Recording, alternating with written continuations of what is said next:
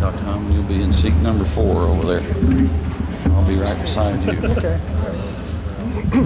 Everybody got room? I think so. We got enough chairs? Did I count right? Okay. Go. Okay, very good. All right, you guys can sit. Man. Yeah. Okay. You guys got enough elbow room? Well, we'll make it. Thank you. Can everybody hear me okay? Okay, so if we need to adjust, Ron can adjust.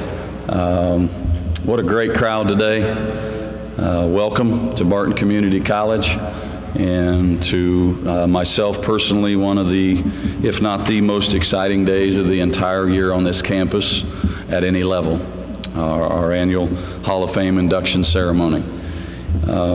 It brings me great pride and great pleasure to be here today. It's wonderful to see so many student athletes joining us this afternoon.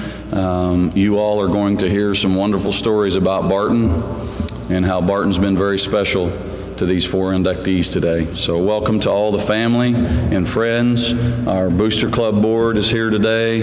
A lot of people that are very close and very dear to this college. And we're all very excited to hear your stories today and induct you into this prestigious hall. So without further ado, again, welcome everybody, and we're here for these 4 today and their inductions.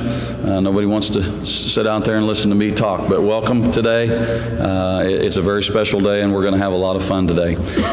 With us next, before we meet our presenters and our candidates, is Dr. Carl Hyman, the president of Barton Community College. He'd like to say a few words to you.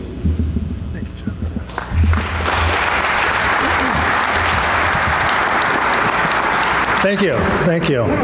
Before I begin in earnest, I just wanted to go on record as saying if Joel's jacket comes up missing, I had nothing to do with it. Caught my eye right away. This year is 50th year of operation for Barton Community College. Rich history, fantastic culture, pride. And it comes down to the success and achievement of students. This is why we're here. And we have a group of student athletes joining us. And that's what it's all about, is achievement, success, development, learning character, and learning how to get along with oneself and other people.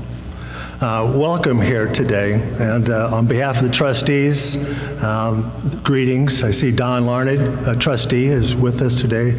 And on behalf of the faculty and staff, welcome. Rich history, as I noted. We have 4 special inductees today, and I am looking forward to hearing their comments and the comments of those who share their passion and have helped them along the way. Enough of me. Let's get the show on the road and have some fun. Thank you very much.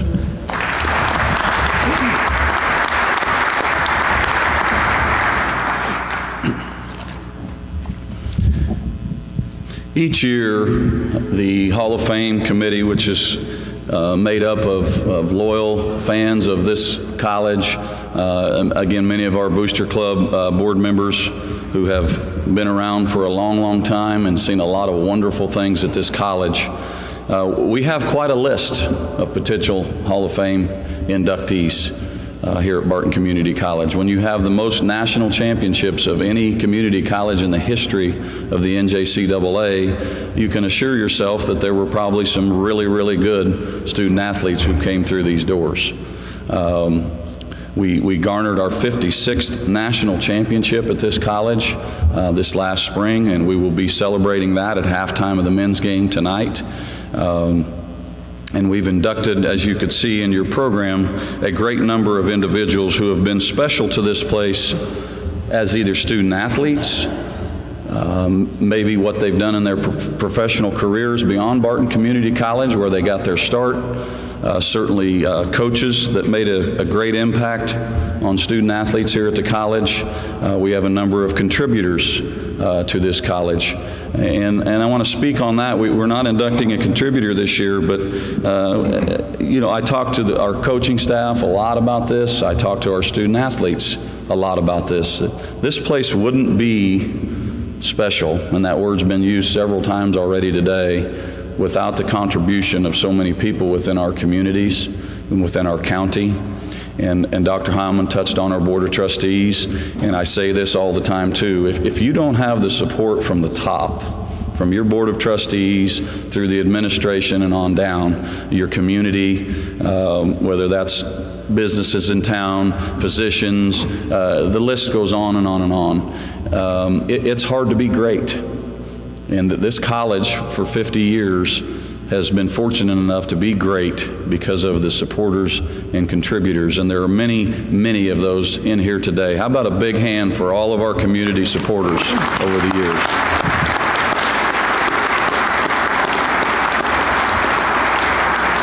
It's truly made a big difference, and being a student athlete here in the early 90s, I got to see that firsthand. And now, in my 8th year being the athletic director here, I continue to see that every single day. And that is the support for our athletic programs here and the support for us to be great. We have 4 great people who are going into the Hall of Fame in 2019 today.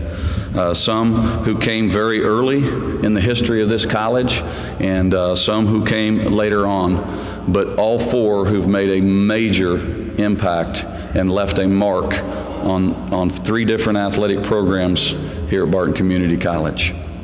Our first inductee this afternoon comes from a program who was in its infancy shortly. It was just early in the stages of our women's soccer program here at Barton Community College.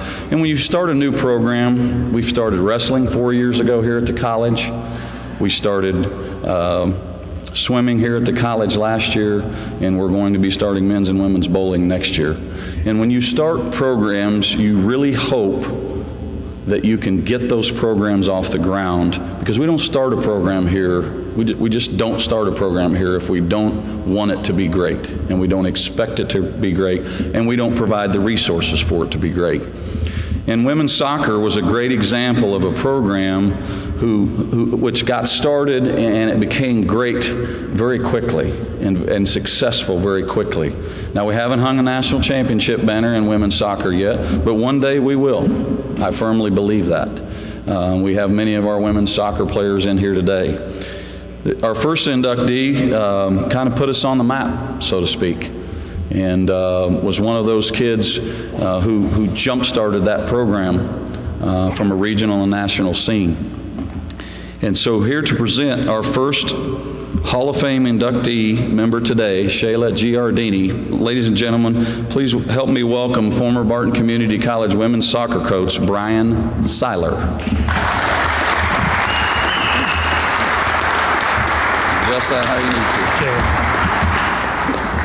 I'm not 7 feet tall, so I'm going to have to lower this. You'll have to bear with me. I need to get out some tools to help me. I guess when you're first asked to do this, first of all, you're humbled and honored, but you think of one of 2 things. Am I going to wing it? Or am I going to prepare something? And, you know, I'm an awful public speaker, I'll admit that. So if I was to wing it, I would be saying 50 times, and I'd hardly get a word out. So I did prepare something, and being the technology savvy guy I am, I decided to send it to my phone so I can just read from my phone. And then I sent it, and then I realized I can't see. I'm just at that age where my eye doctor says it's going downhill, and I literally refuse to buy those things, you know? So, you know, my wife gives me crap, you know, about it all the time, so I figured for this, I said, what the hell? I had to do it, and she gave me crap. She said, you should get one of those chains that go around your neck, Grandpa. So, just as an icebreaker, I'm going to have to put on my reading glasses and be able to proceed. But good afternoon, everybody. My name is Brian Seiler, and I was the head women's soccer coach here at Barton from 2007 to 2010. I left in the spring of 2011 to pursue an opportunity at Emporia State University, and currently I am going on my 9th season at Emporia State. I came to Barton in 2007 from Colorado, and while I was at Barton, I often used my contacts from Colorado to try and get quality players. There seem to be a lot of good players from Colorado that go unrecruited due to the amount of programs and the amount of players. I had heard about this all-state midfielder from Northridge High School in Greeley, Colorado. It's the same area where I had coached. Her name was Shala Giardini. Now, I knew Shala was a good player, but I had no idea she was about to do what she did. Shala possessed a unique combination of size, speed, strength, and technical skills. She also had a cannon of a shot. So my idea was to convert her to the high forward position. I can tell you that was one of the best decisions I ever made. It took less than 8 minutes into her first collegiate game in 2009 for this young gun to begin making an impact and building a historical mark on the women's soccer program here at Barton. Shala scored 2 goals in her collegiate debut on August 29, 2009 at Great Bend's Memorial Field. Rewriting the women's record book along the way, this forward rattled the nets for a nation's best 59 times to earn the program's initial first ever Junior College All-American Award. Let me repeat, 59 goals in a season. And yes, I did say second most in national junior college history. Shala recorded 9 hat tricks in her first season, with 3 6-goal games in a 2-week span, to go along with 3 games with 5 goals each. This kid was racking up goals at an alarming rate. It looked like Fletch at an all-you-can-eat buffet.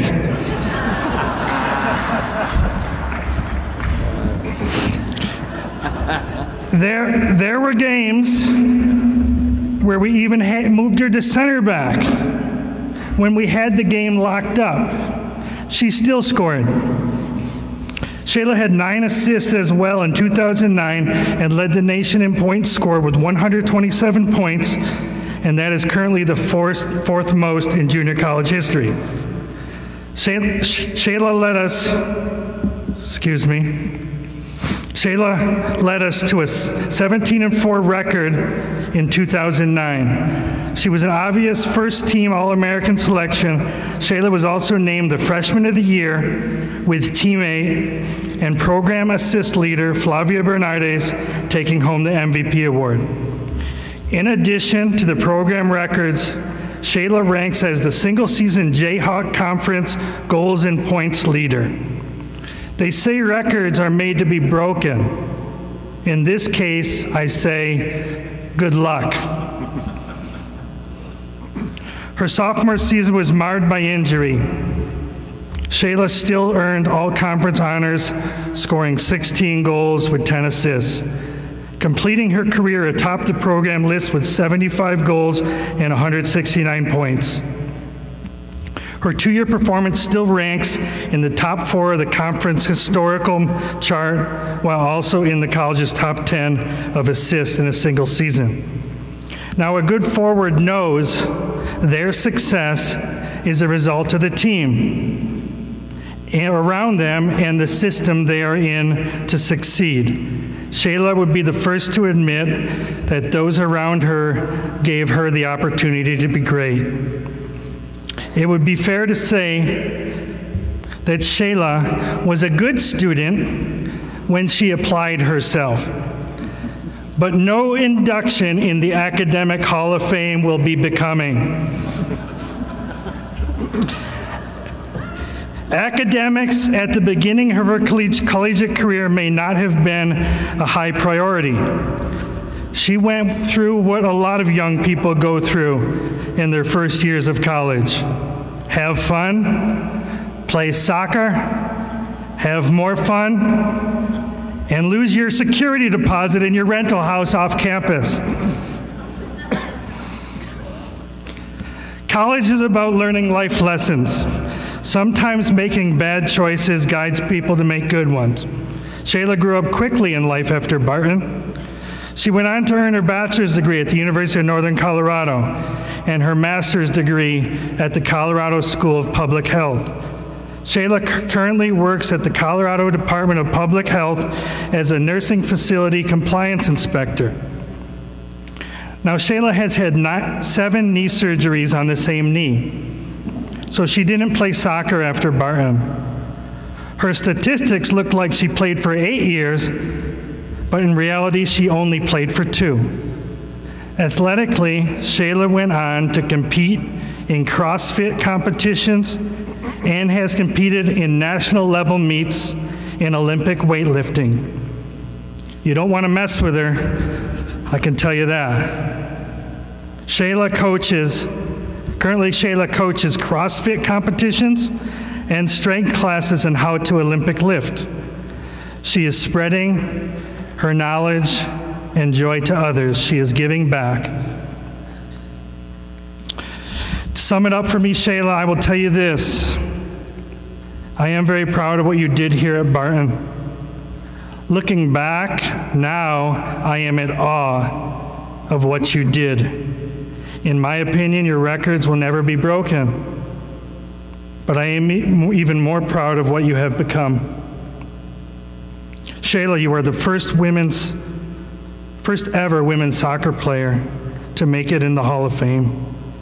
And congratulations, and thank you for letting me share this moment with you. Shala Giardini.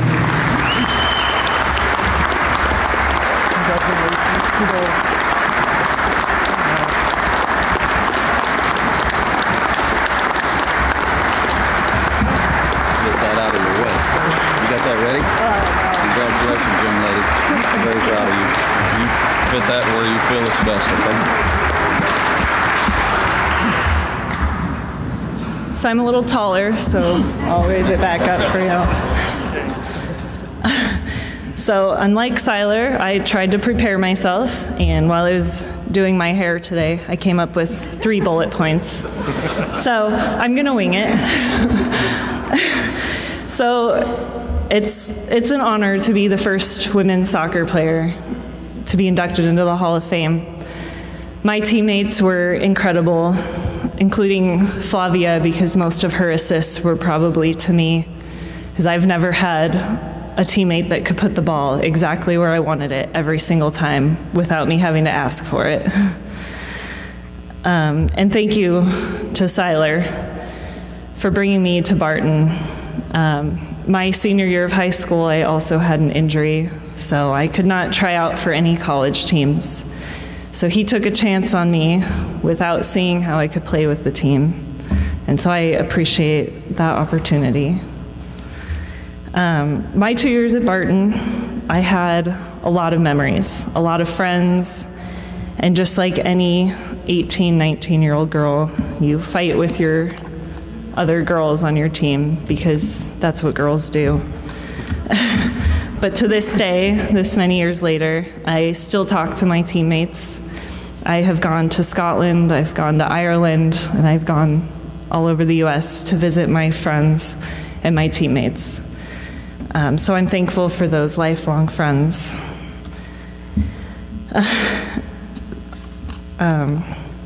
My school career, as we know, was not the best the whole time. However, I did get to experiment with a lot of different learning opportunities here, which did lead me to where I am today. So I am very thankful for the teachers that I had here and the opportunities that Barton provided me. And nobody ever gave up on me, including Siler. My sophomore year, still with injuries, trusted me to play, no matter how many things were taped. And I think Ken is still here. Thank you for the many ankle and knee reps you gave me to get me through my sophomore year.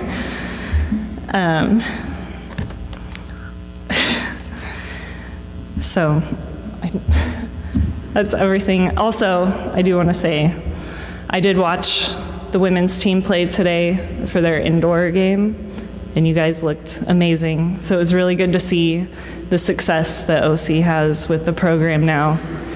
And I am always happy to see you guys beat Butler, so thank you. Go Cougars.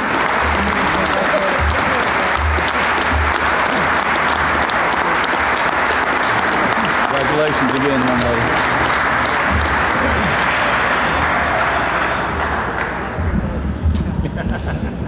Thank you, Shala.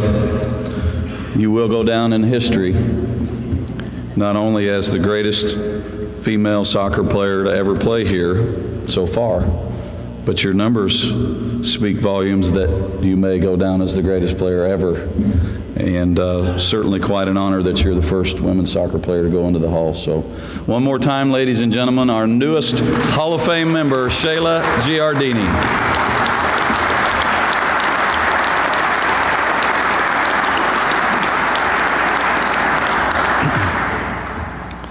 Our next inductee, I've tried to wrap my head around this, and I can't. You know, I think it would first be slight to not mention that our next inductee is a homegrown young man. He's not a young man anymore, but a homegrown dude. And that's really important to a lot of people that support this college and our programs here. And our next three inductees, you know, we talked about Shala putting the women's soccer program on the map. Our next three inductees really put the college on the map in a lot of ways, athletically.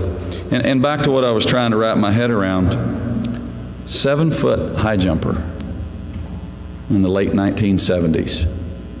To me, that would be like a 8-foot high jumper today, with all the technology and the different things that athletes are exposed to help perform, you know, the weights and all of the different, you know, the stretching, the yoga, all the different things that make athletes more athletic. To think that a young boy from Great Bend was just bouncing over 7'2" high jump bar, it baffles me. That day and age. I guess it's because I looked at my dad, who graduated high school in 1969, and he probably couldn't high jump 4 feet. So it's an incredible mark. It's an incredible feat, and I'm sure you've read in the program, you know, that mark stood for a long, long time. One thing I haven't mentioned that I will now before we introduce our next presenter too is the fact that you will find today that all three of these gentlemen and Shala have all had very successful lives beyond Barton. So as we celebrate their athletic careers and their records and their numbers and everything they did as a student athlete here, I think it's going to be equally important today that we celebrate them as people. Shala mentioned, you know, the life lessons that she learned here, and certainly as a coach at the junior college level for 7 years and now an AD for 8 years, you know, I've seen a lot of that growth and structure and all of those things that young people learn, that we all learned at that age. And to see all of these Hall of Fame inductee members go on to lead really good lives beyond Barton Community College in Great Bend and Colorado and McPherson and Hoisington. So I'll quit rambling now so you can meet our next Hall of Fame inductee from right here in Great Bend, Kansas, the first 7-foot high jumper at Barton Community College. And today he's going to be presented by another Hall of Fame member, a Hall of Fame coach here at Barton Community College. Ladies and gentlemen, help me welcome Hall of Famer and former track and field coach here at Barton, Mr. Ray Seib. Good to see you, man.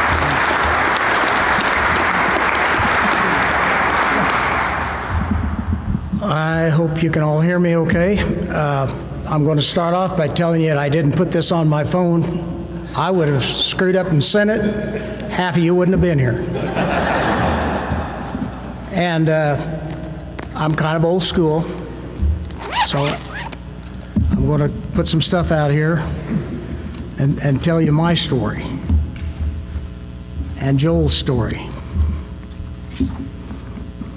Thank you, Trevor, and your support staff. As usual, you put on a first-class act. Thank you, Dr. Hellman and the college for this campus, this facility that we're in today right here, the outdoor facilities that have been added. Man, I'd love something like that when I was here. Me too. But one thing's constant. Still have Kansas and still have the wind. Thank you, Booster Club, and thank you, attendees. Thank you, former athletes and students that showed up today for support. And thank you, current athletes that sit there so nice and quiet. I bet your instructors would like that. And the coaches.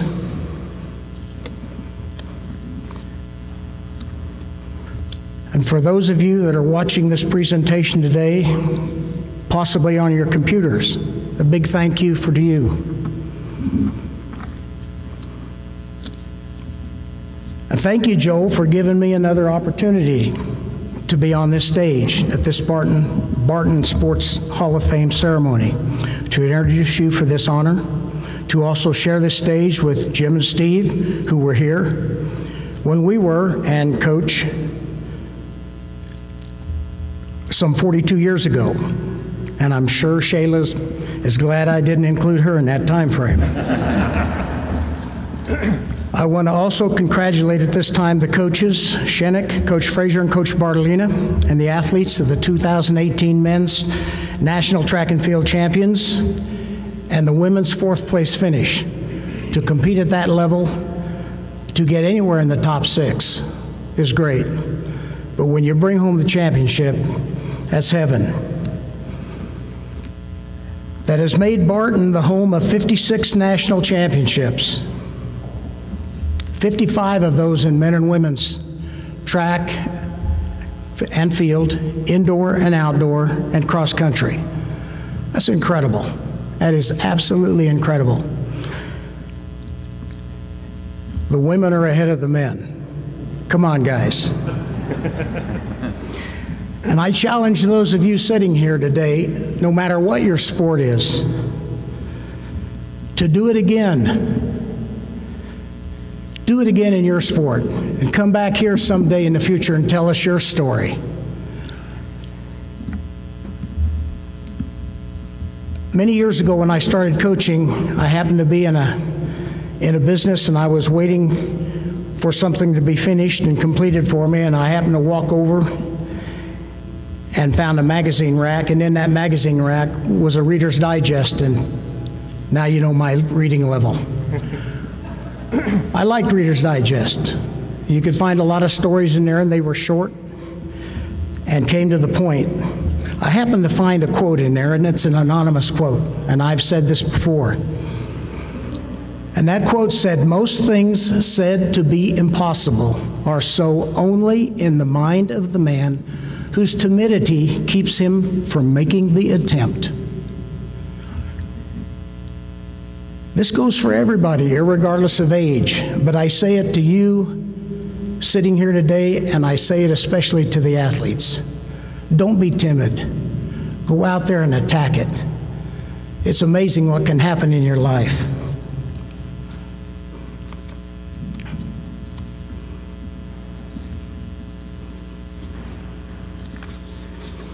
Joe Light was on everybody's list for recruiting high jumpers. And at the top of that list was the University of Kansas. And back then, that was the track power, one of the track powers in this country. And they're still not too bad at track. But being a track and field power in the U.S. with coaches Bob Timmons and Gary Pepin, and all the other Big 8 programs who were looking at him, All the surrounding junior colleges in the state of Kansas, and some of the surrounding states, and some of the local Kansas state colleges. And he signed at Barton. Joel was a Jayhawk Conference champion. He was the first 7-footer at Barton, and he held 7 records, including being the first athlete to jump 7 foot on 4 of those institutions. The first one was bittersweet for me because it was at Adams State University, Alamosa, Colorado. Joel cleared 7 foot. That's my alma mater. Just to be brief, I want to share something with you. 2 years ago in September, cross country, Adams State won its 50th national championship in 50 years under a coach and coaches, Damon Martin, that came after him. They did this in a 50-year period. They're the only college in the country that has done that in a 50-year period.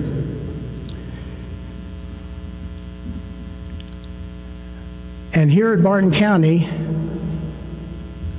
with 55 championships in 38 years, that's incredible. Joel's second jump was at Central Missouri State in Warrensburg, Missouri. That was an indoor meet.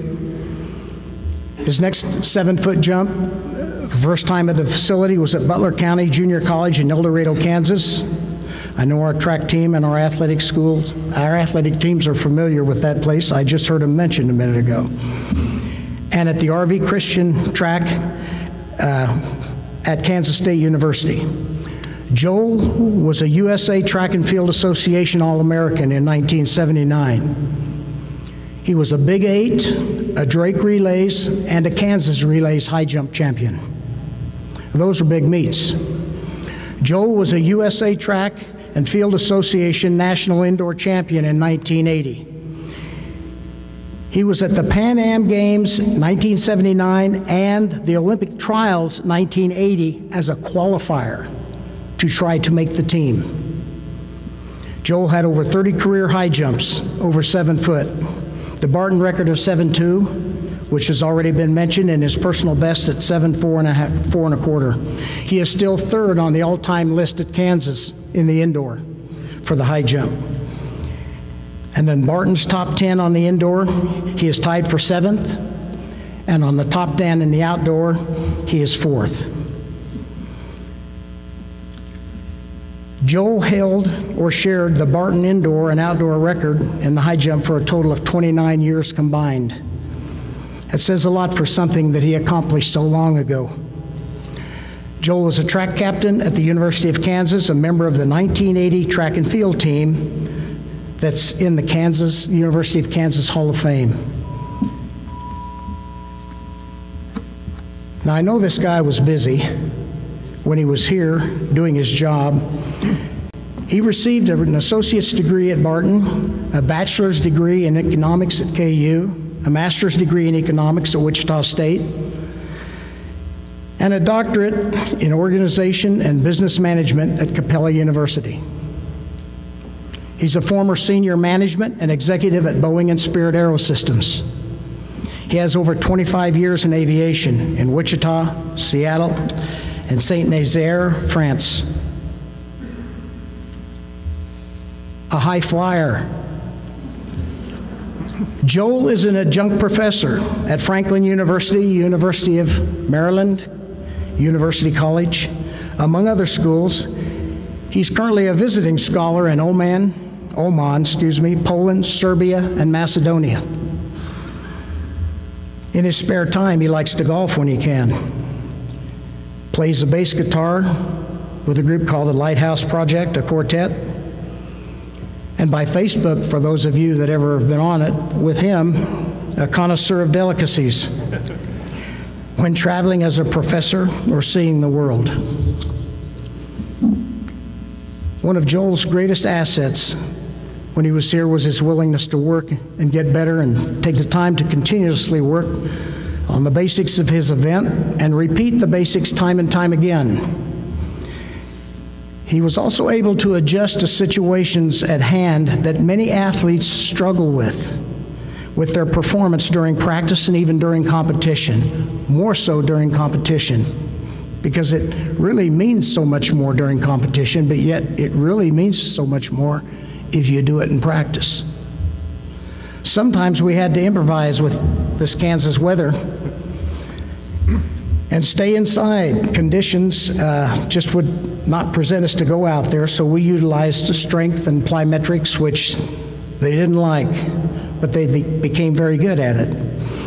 Joel probably holds the Barton Gym, our Barton Gym, right over there, indoor high jump record. I know you think I'm crazy, but it's probably somewhere between 6'6" and 6'8". He did it on a 4-step, sometimes a 5-step approach.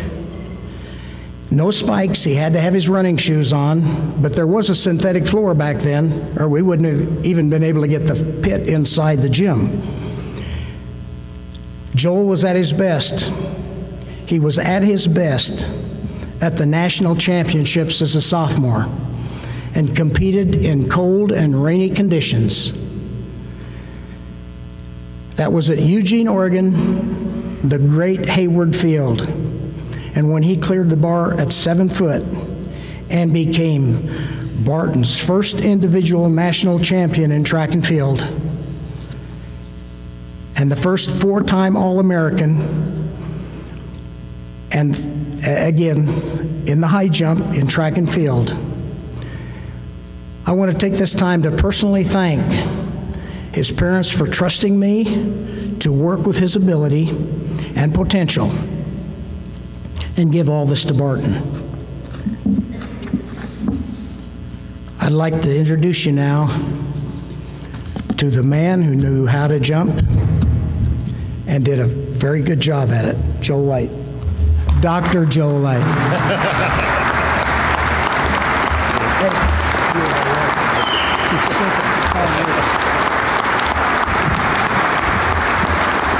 Thank you. I think one of the things that Coach Seib did not mention is, in addition, I am also the Odin basketball champion with Kevin Sundahl. Odin League champs, that is correct. I was talking to Kevin a little before this, and I told him that I've got a lot of good Kevin Sundahl stories, and I would be happy to take about $200 from him to not tell them. So thanks a lot. I do appreciate it. So I was very, very fortunate to grow up with parents that were willing to, they loved sports just as much as I did, and they were willing to let me play as much as I wanted to. We also grew up in a neighborhood in Great Bend, Kansas that had just a ton of boys, relatively same age. And whatever the sport was, I mean, if it was football season, we were playing football. If it was basketball, we were playing basketball. Well, then in, I think, 1968, and that's a long time ago too, I know, the Outdoor Olympics. So we all decided we were going to be, run, jump, all this other stuff. And that's really kind of when I started figuring out that I could maybe jump a little higher than most people. So we started doing that, and I had great support. Mr. Leonard there at Roosevelt Junior High School was the first person to jump 6 foot at Roosevelt Junior High. Great Bend High School, great coaches with Coach Orth, Coach Cochran. I came to Barton County because of Coach Seib, a wonderful man, a wonderful instructor, a wonderful coach, great leader, and it was definitely my privilege to run track at Barton County and then to the University of Kansas. I do want to shout out my dad's here.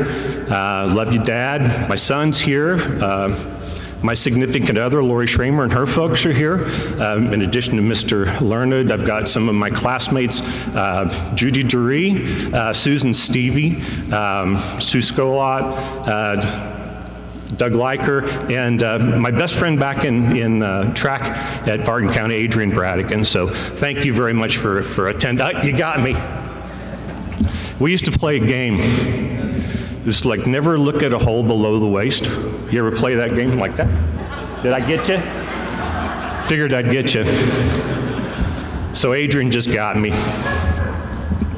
I do appreciate the opportunity. Thank you very much.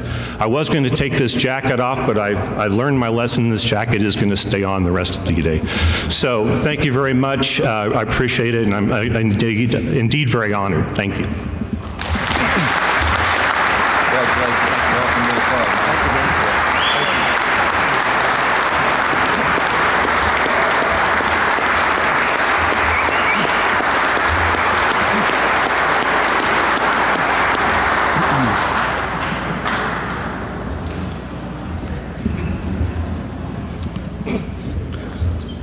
Joe, congratulations, and welcome to the Barton Community College Sports Hall of Fame. A great story of a homegrown kid doing lots of awesome things. And Coach Syme, the other Hall of Famer here with us today, I'd like to have been around in those days. I bet that was a lot of fun. A lot of good people. Congratulations, Joe. Our next two Hall of Famers, and we flipped a coin for who was going to get to go first today and who wanted to go last. Both come to us from the sport of men's basketball here, and as I mentioned earlier, both locally grown products here in the state of Kansas. As with most colleges, certainly at Barton, with 55 of our 56 national titles coming from track and field and cross country, that's a flagship program here at Barton Community College. Certainly another flagship program here has been men's basketball for so many years. And as I mentioned earlier, Shala kind of getting our women's soccer program on the map, and Joel and Coach Syme here with us today, kind of getting our track programs on the map. These next two inductees were simply instrumental, along with their teammates, in putting Barton Community College men's basketball on the map. I obviously have a special place in my heart for basketball because that's what I played in college. Along with some football, but I came to Barton Community College to play basketball, and I was in awe from the time I was old enough to know any better, 5 years old or whatever, that Barton was a special place. I spent a lot of time out here as a kid. I wasn't old enough. I was born in '73, so I don't remember watching these guys play. Not trying to make you guys look old today or anything. But it just makes me proud as a former player here to meet these guys, and I've known who these guys were, and I had heard about them, and I've seen the record books, and teammates of Coach Clark, our current women's basketball coach, who was a part of that team, and he's told me a lot of stories about you guys, and like you and your stories, I won't share all of those today, but sounded like a really special group of people. And there we go, using that word special again. So I can't imagine, as I see a lot of our Booster Club board members and loyal supporters for all 50 years of this college, what that meant to the people here in Barton County in 1977. So let's meet these two cats. With us to present today, a legendary coach here at the college and a legendary coach really in the state of Kansas and in the Midwest, someone that I've gotten to know over the years, mainly through stories. I haven't spent much time with Coach Miller personally, but I've heard a lot of stories, and a lot of them been good.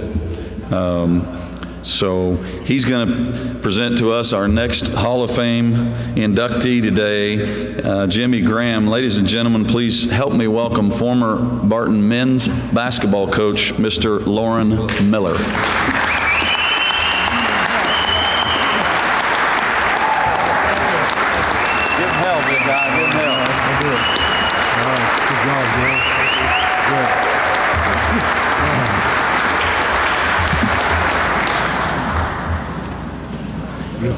KU people need a little moment of silence, or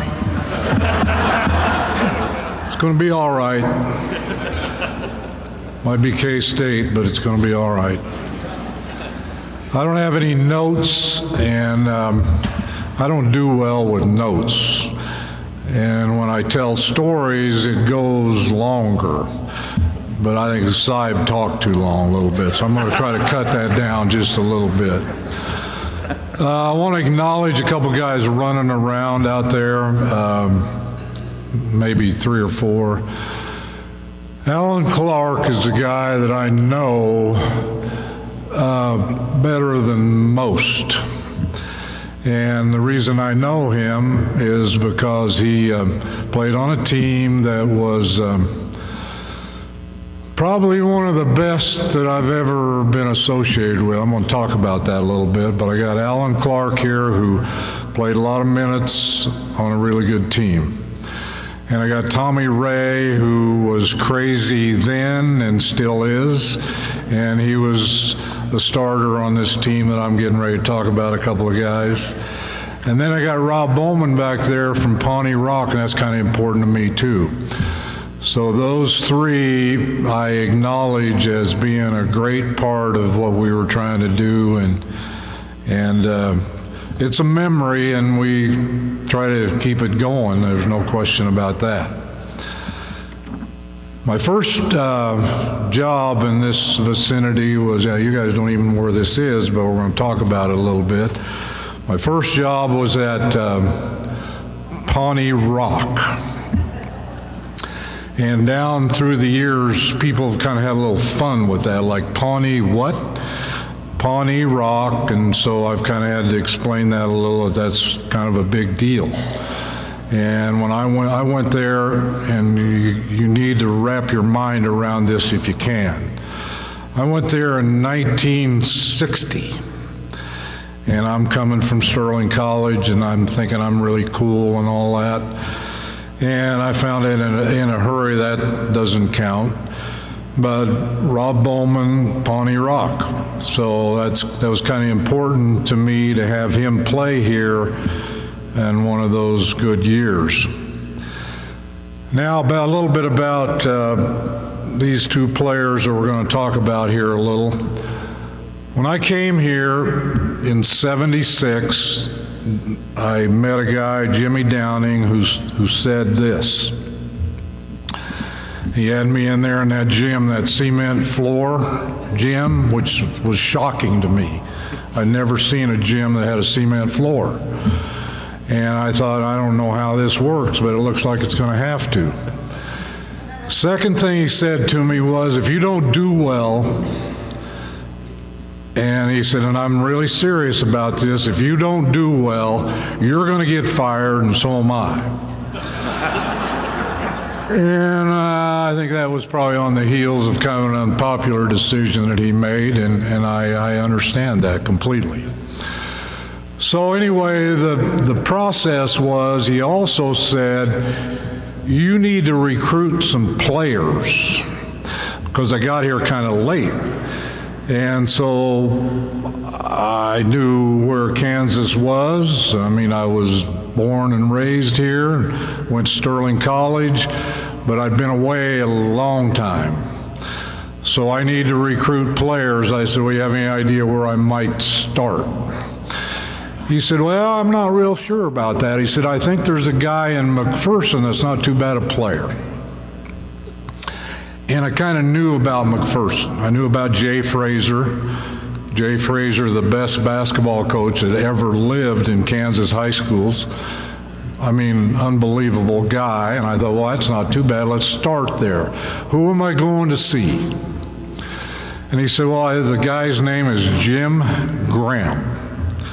And so I tried to figure out how I'm going to do this. So I got on the phone, called his mom or his dad, probably his mom, because she ran everything. But anyway, I talked to somebody and I said, I'd like to visit with you folks about a player that I've heard that's a pretty good player. And she said, well, I don't want you to be discouraged with this, but I think he's going to Dodge City. And, you know, that resonated with me a little bit, and I decided I don't think he's going to do that. So I drove to McPherson, knocked on the door, talking to this guy right here. And he was kind of thinking pretty strong about Dodge City. And I said, is there any particular reason why you'd want to do that? I mean, I think we need to kind of think that one through. He said, well, for one thing, I'm a high jumper. And I said, well, what does that have to do with what I got to say? And I said, how high would that be? And he said, well, in high school, I think I did about 6'10" or something like that. I said, well, we have high jumping at Barton, I'm just sure. So anyway, talked him into it, you know, and I've learned this, you don't recruit players, you recruit parents. They get enamored with stuff that you're saying, and they say, that's where he's going. So anyway, Jim Graham came to Barton County, and then he was surprised at the cement floor. And so we had a lot of surprises with that, and I know some of you understand that, but it got to be a thing that we considered an advantage because there were people that had to come here to play, and they didn't like it. And it got to be an advantage that we rode in a bus that you guys wouldn't even get in. And we had a blue Dodge bus, went to every game in that bus, every game that it made it.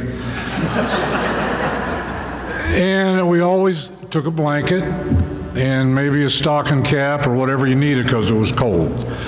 And one of the things we said, do not complain about the bus because it's to our advantage. You drive in a parking lot, park that thing by a big Cena Cruiser, and it kind of helps a little because you're probably bringing about like the bus. So it was an advantage. Jim Graham came here, and we had a plan a little bit about where he might play. I never seen him play, not one time. I just kind of knew he had to be pretty good. You score 1,000 points in a high school career, that's pretty good. Probably score. So he came here with all that in my mind. What am I going to do with him? How am I going to play him? And the whole idea was to find the right spot for him to play, and we found it. And we found it early, and we found it late. I'm going to say, you know, I've been doing this 50 years. Can you get that? I mean, do you understand what 50 years of this is? So I kind of knew maybe what we might ought to do with him, so we put him at the high post area. And that would be a little area around the free throw line. And that would be a place where he was at home. And this is what he did. And I don't think he ever missed a free throw. Pretty sure he didn't. And if you're playing that position, you're shooting free throws. So we kind of like that. And then the other thing was, I don't know how many turnovers he made, but very few. And the other thing he did is he could score. And I kind of knew that. I didn't realize he was coming here with this hate for Hutch. And he developed that in that little McPherson atmosphere because he learned that we got to feel like that about Hutch because they need to know. And so we had all that going. Plus, he's a big-time student, and the thing about it was, and I'm not going to talk about him too much more, but I'm going to say this. Probably one of the smartest players I've ever known, ever. And I don't ever told him that, I'm telling him now. Extremely intelligent at his position. And so we built what we're trying to do around Jim Graham. That's what we did. And he handled it. And so we decided to go to Colby. We went to Colby. We did not play well. Griffin didn't want to go. And he was actually sick, okay? So we had trouble at Colby. We did. And, and I thought about that a little bit. Is this what this Jayhawk conference is like? I mean, you got to get busy if that's what it's going to be. I mean, Colby was strong, very strong, loaded with D1 players. And so we got on the bus, we came back, and I thought to myself, you know, we need to figure this out, because if they're like Colby, we're in a little trouble. So we came back here and we talked a little bit about it, about championships, about national tournament, about doing things the right way, and might get that Colby thing out of our system a little bit. Well, we did. Got it out of our system. Didn't happen again for a long time. In fact, Colby came in here and found out that we were for real. And so we kept on going for real. And then we got to Hutch.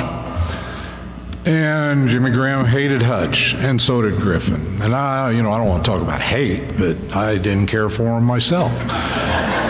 And, we beat them pretty good right here. We did, in this building. So anyway, we go down there to play Hutch, and the place was sold out, which they do, and they closed the door. Couldn't get in. So we had some intoxicated we had some fans who were interested in being in the building at Hutch. And the door was locked. And the guy said the fire marshal's not going to let anybody else in. Okay? So they said, well, that's too much for the fire marshal. We're going in. So they did, and the door kind of came loose a little bit on that whole deal. And we did not lose that game. We didn't lose it. The score would indicate that. It's the only time I'd ever say that. I've never said it in my life that I lost a game that I didn't lose, but that one I'm going to say. And this is the truth, and Alan Clark will verify it. He's running down in a wing in front of the Hutch bench. The Hutch trainer stepped out and tripped him. And this was a deciding moment in that game. In fact, it changed it radically. So I should have been kicked out. The trainer should have been kicked out. We should have had some free throws. If we'd have got free throws, we'd have been okay. But anyway, a game in Hutch, that's kind of how that happened. Now, the story is going to shorten up here a little bit. After that Colby thing, we won 24 games in a row. And, that was an interesting time. I can't even express how interesting that. You win 24 games at anything, out in the backyard, you're not too bad. And that's what we did. Pratt was better than Colby, so we got that done. We were down on Pratt here, and I got down to Pratt, and I called timeout, and Griffin said, you don't need to really talk about this. Let's just get the ball in my hands. And I said, that's the best play, that's the only play I can come up with, your hands. And so we got short time, low score. Griffin hits one, which, it was not surprising. And so we get that done. But let's talk about Jimmy Graham here a little bit more.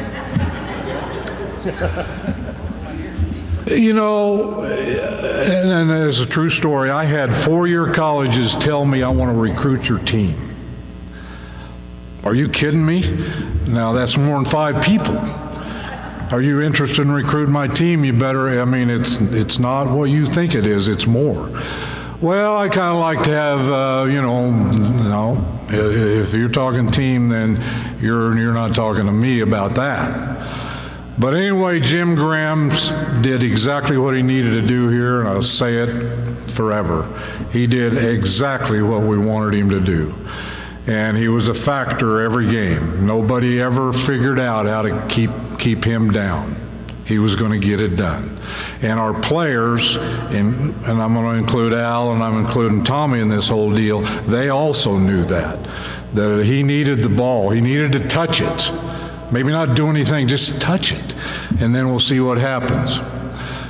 When he graduated, lots of people interested in Jim Graham. Not, and you know, no, not flashy, just smart and so good, so crafty at what he did. I talked to him about it. He said, no, don't get in that. I know where I'm going. I said, really? Yeah, I do. I know exactly where I'm going. I said, okay, well, tell me, because that might help me a little bit right now. And he said, I'm going to Kansas Newman. I said, okay, that sounds like a good plan. Any particular reason? Would that be because of their basketball program? No, not really. I'm going to Kansas Newman because I want a business degree, and that's where I'm going to get it. And so you're not going to question that, right? We're going with it.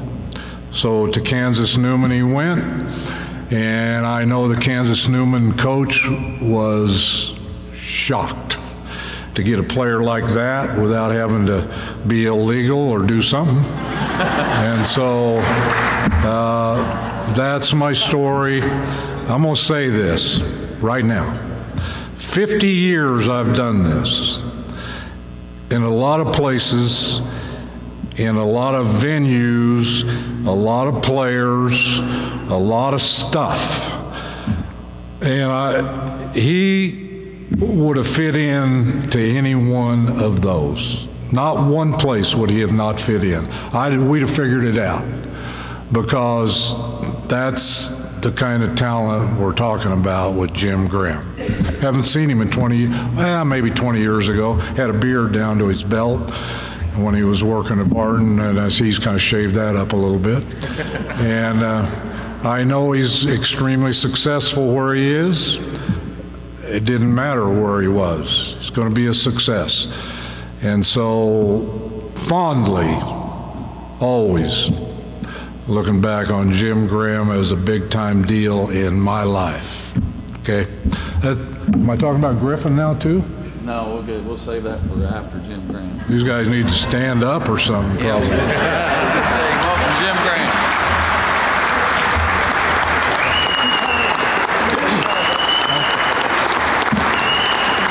Now the AD said I'm supposed to say, I don't know if I can do this.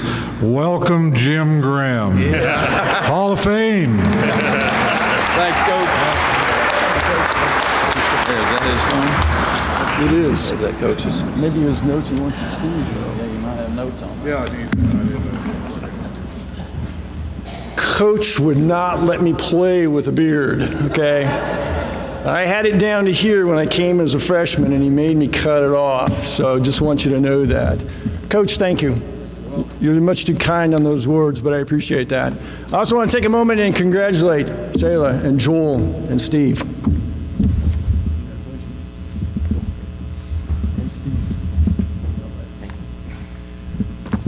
Trevor, thank you for bringing us here, coordinating it, you and your staff and everybody that's there. Thank you for Todd for putting that program together and seeking some of that information. Thank you for each of you that are here today. Those of you that are in the gym, those that are online watching, thanks for my mom and dad for coming, my wife Carol, my son Alex, Lindsay. Charles Perkins is and his wife Leslie are here, good friends. He's been here 28 years. 28 years. I hired him. I brought him here. Thank you. I did something right, yeah. And Dennis and Renee Hall. Dennis is a great man product, and he was on that team with us. Dennis and I did not get along well in high school. We were arch rivals. And we didn't look forward to playing with one another on the same team, but Coach Miller knew how to deal with that. An incident early in the year was I was living, now we're talking about ancient times because they didn't have res halls here when I went to school. So I lived in town, and one of the boosters said, hey, you can live in one of our rooms, and it's $10 a week. $10 a week, and they gave me a room, they gave me a shelf on the refrigerator, and that was my place. Car wouldn't start one day, and I got to get to practice. And I know if I'm late to practice, we're going to run. Got to get there. So who do you call? Well, you start calling people, and who do I end up with? Dennis Hall. He come and bailed me out. Started a friendship that has never ended, and even though we haven't seen each other in a number of years now, he's a guy that you could count on to do anything, and we went from being like this to he was the best man in my wedding. And he is just a dear friend. So thank you, Dennis, for being here. Okay. Wow, what a privilege it is to be here. It's very humbling to do that because I'm telling you that, did I have some talent? Yeah, I probably did. Was it enough to be up here by myself? Well, I question that at times. But in the same token, I'm going to tell you that team that he's talking about, and even the 2 years that I was here, we may not have won a national championship, but we did. And we did because he took a bunch of kids, predominantly local kids who wanted to play ball. We had one fellow that was from LA that he knew, and he brought him in. But otherwise, it was a bunch of local kids who wanted to play ball. And he got the best out of us. And I have never played with a team more ready to play together, to play hard, and to make it happen. Okay, so I'm from McPherson, won several state championships, set 5 to 6 scoring records in the state tournament. By all standards of recruiting, I should have been recruited, but I was not. Recruiting was much different then than it is today.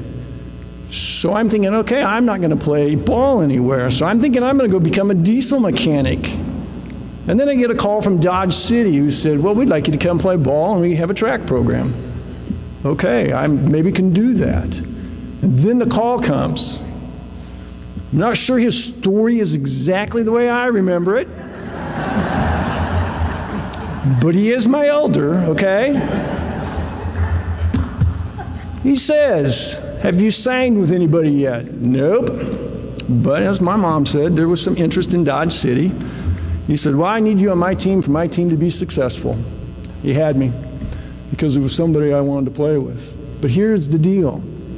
In April of my senior year, the end of April, my basketball coach brings me a box. Says, this is for you. I take it home. I open it up.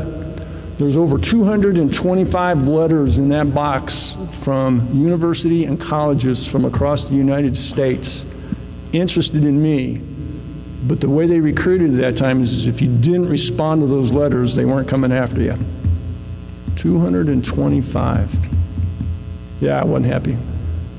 My dad wasn't happy. Wow. Within 2 weeks of that event, that's when Coach called. And then the rest is history, so they would say.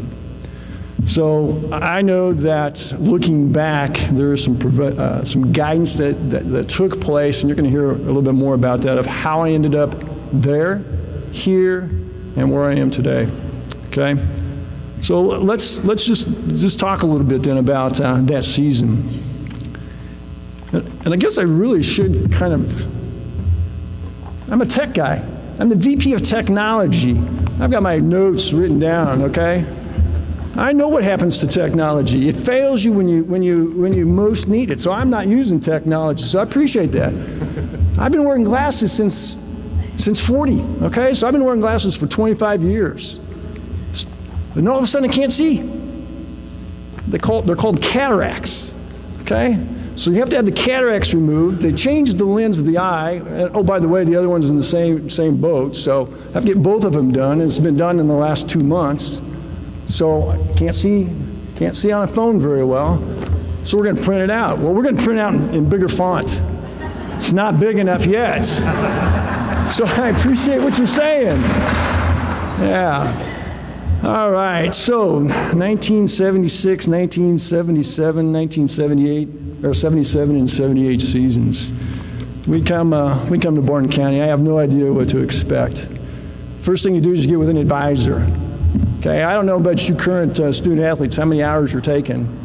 I took 21, 20, 22, and 23 hours my 4 semesters, and I didn't know any better. My advisor signed me up and said, well, you need to do this, and next thing I know, so I'm taking classes like crazy. $10 a credit hour.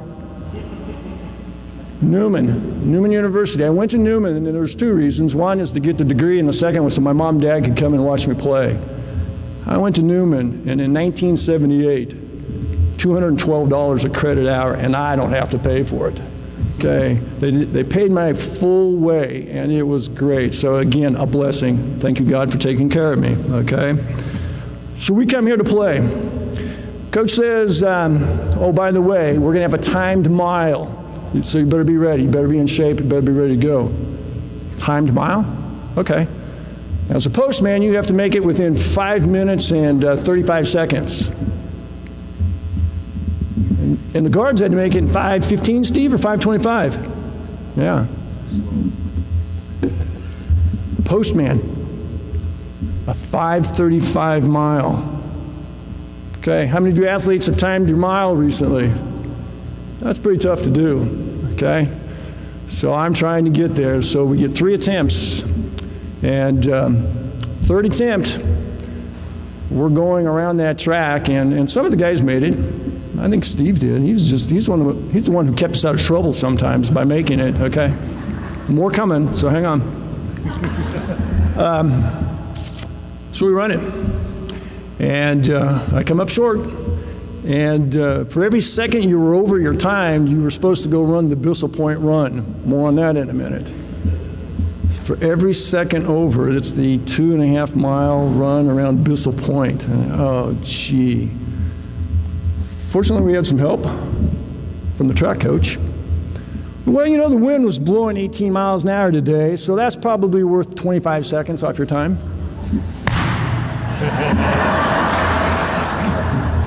Made it. Good thing. Bissell Point run. This facility wasn't here when we played, okay?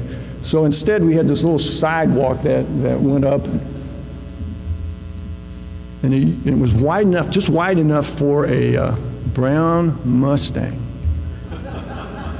to drive up. And he made circles around the inner wheel of campus. And then they wouldn't put these poles in the middle, so you couldn't do that anymore. Steve, I am so glad that you helped make that happen. It was his Mustang. Those are the things that Steve would teach us.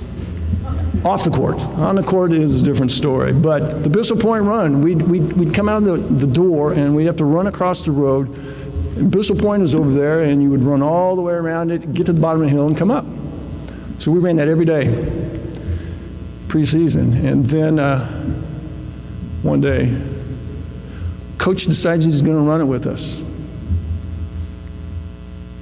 Now, I don't know the last time he ran, but he ran it with us. And he beat 2 guys. I think it was 2, maybe 3. And he walks us over into the classroom, which is now, Ken, I believe where your workspace is. There was a classroom there. He pulls us in this classroom.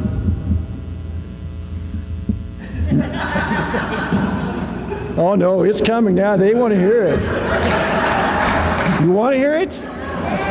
Golly. He picks up this rubber trash can, big one, and he put it on the table. Out of his pocket, he pulls out a magic marker. And he goes around to every player, he says, "What's hurting you?" Or "What's your excuse for not running hard?" And everybody gave him an answer, and he'd write it on this trash can. Then he gets underneath the desk and he pulls out a baseball bat. And he commences to swinging this baseball bat at this trash can. Picked it up, put it on the table, and he said, "Okay, these excuses and these reasons no longer exist." Swing that baseball bat again and nailed that trash can. And he did that probably 7 or 8 times, and each time explained, there is no reason for you not to give all that you've got. Yeah. That's why I can tell the story now after the fact. But I'm going to tell you how true that was, not only for that point in my life, but everything that I have done. Everything that you do, whether you're a student athlete engaged in whatever program you are, or whether it's in the work world, it doesn't matter. Do your best, and it was there. Zipper drills. We won multiple state championships in McPherson. Never ran a line sprint, not a one. We practiced for 3 hours at a time, and we ran a full court press all the time. Never ran a line sprint. Coach says, "Okay, online, we're going to run a zipper drill." What's a zipper drill? Yeah. Well, Jim, you're about to find out, okay? So baseline, free throw line, back, half court back, three-quarter back, down, all the way down and back. Can't be that difficult. Yeah. 25 of them today. What? 25 of them, okay? Bob's smiling. You remember these. Tommy, you remember? Dennis? Yeah, remember? So we would run the first one, and then he would call someone in and say, okay, 1-and-1 at the free throw line. And he called everybody. And if you made a free throw, he'd subtract 2. And if you missed it, you'd add 1. You learned real fast to encourage your teammates to make those free throws. Take your time and make them. Because those zipper drills would get you tired. 17s, sideline to sideline. You had to run 17 of them in a minute. I'm going to challenge you. Go try that, athletes. Go do it. See how long it takes you to run those 17. If I made it once. Rob, did you make it? All right, good for you. Steve bailed us out because if nobody made it, you had to run it again. He bailed us out a number of times. So did Alan. Okay, 17 in a minute. What are you thinking, Coach? Again, it wasn't so much the physical conditioning. That's a part of it. Mental. He knew how to deal with the mental side. Okay, there was no excuses accepted. We'd start running and you couldn't quit, couldn't stop unless you had to throw up. Right, Rob? But it only counted for him. It didn't count for anybody else. We had to keep going. Or the time he's not happy with the way practice is going.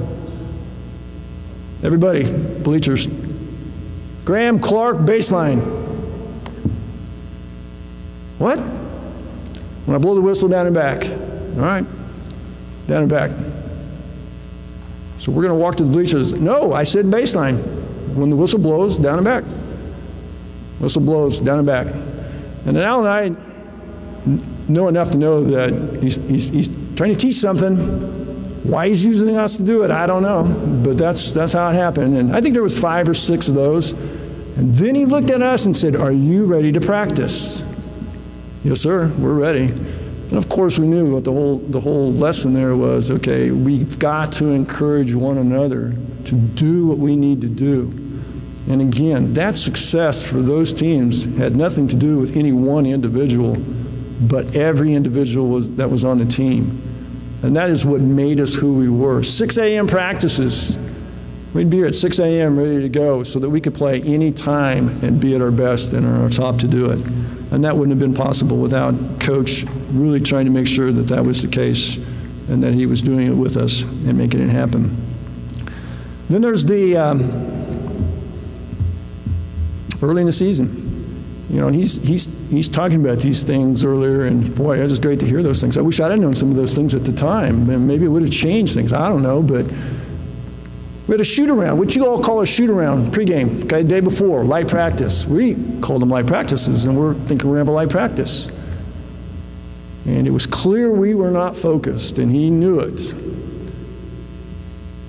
For 3 hours, we practiced that day, knowing we're playing the next night. There wasn't a one of us that weren't tired the start of that game the next night, but we won. And we won because we knew we were pulling out of our reserves and giving everything that we had. Those are the kinds of things that we learned. It's the kind of things that made us successful. How a coach does that, I don't know. Because I'm not in the coaching business, I don't want to be in the coaching business. But clearly he had a knack of being able to do that and making it happen.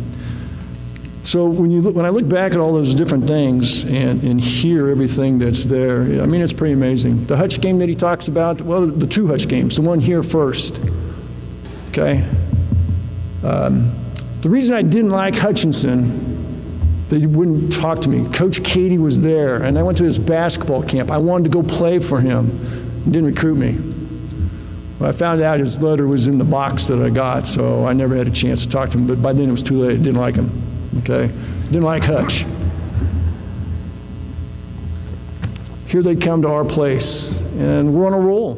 We're doing well, and pulling around the turn to come get ready for the game, and the parking lots are full. Somebody took my parking spot. I couldn't park over here. I had to go park over there behind the classroom building. Walked in. And as every player walked in, standing ovation because the gym was full. Standing ovation when we walked out for pregame. Standing ovation when we went out. No fire marshal. People were sitting along the rails in there. They were kneeling behind them. They were sitting on those concrete block that's out there. They were sitting on those out. They were standing down around the bottom, around the floor. There was no standing room. Of course we won. 87-69, I believe is what it was. We go to Hutchinson to play, and yeah, that was only one of 3 calls in the last 28 seconds. We didn't lose that game.